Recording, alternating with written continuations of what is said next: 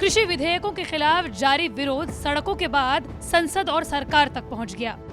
हालात यहां तक बिगड़ गए कि तीनों अध्यादेशों को कानूनी जामा पहनाने को लेकर सत्तारूढ़ एनडीए में फूट पड़ गई।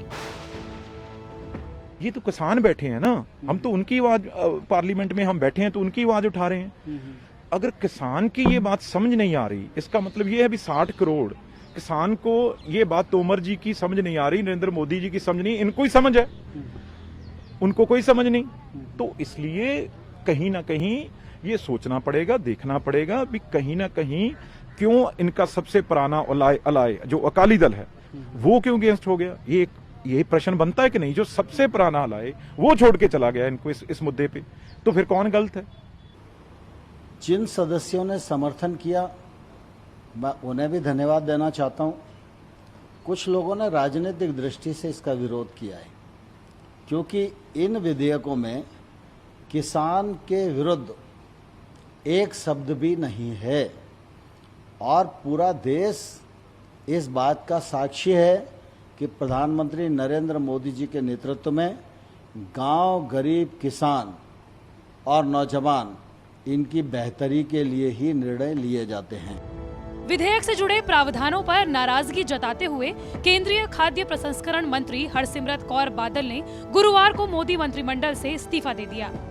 जब ये ऑर्डिनेंस आया, मैंने उस टाइम भी किसानों की शंका को उठाया और मुझे भरोसा दिया गया कि ये सारी शंकाएं एड्रेस की जाएगी और लगातार तोमर साहब ने कोशिश भी की। और जब पिछले 2 हफ्ते 10 दिनों से देखा जा रहा है कि हजारों की गिनती में किसान अब 22 महीने होने लगे हैं, वो उनका भरोसा नहीं बना सके, तो मैं उम्मीद करती थी कि जब तक किसान का भरोसा नहीं जीता जा सकता तब तक किसानों का बिल आप क्यों लेके आ रहे हैं कि जिनके लिए ये बन रहा है वो ही इसके खिलाफ है, तो हम किसके लिए लेके आ रहे हैं।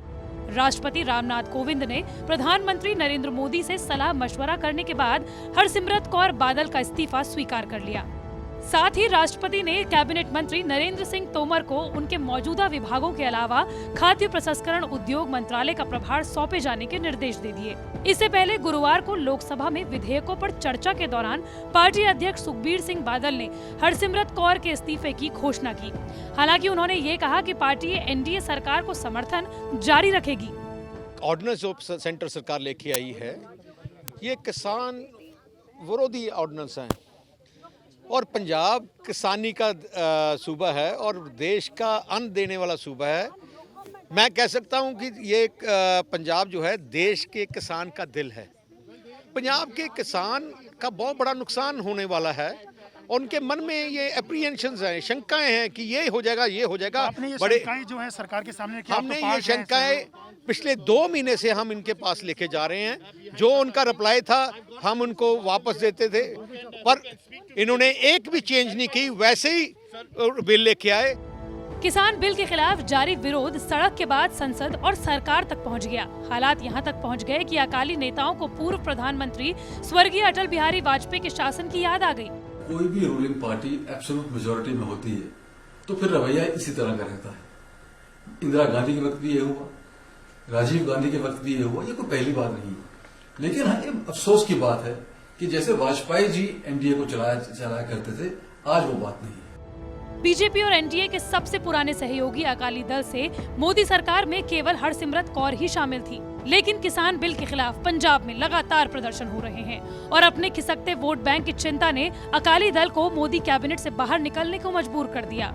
हालांकि सुखबीर सिंह बादल ने साफ किया है कि पार्टी एनडीए सरकार को समर्थन जारी रखेगी।